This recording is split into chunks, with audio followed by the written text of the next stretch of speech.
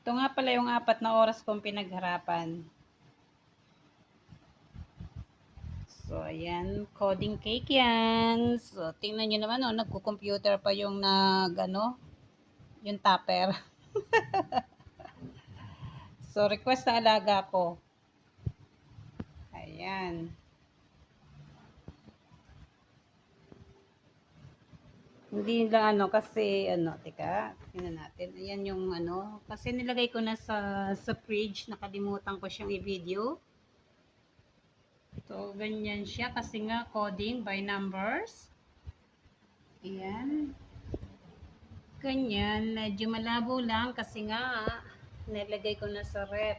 So, ayan. Nagko-computer siya, nagko-coding siya. Ayan, happy na naman ang alaga ko. 12 na siya.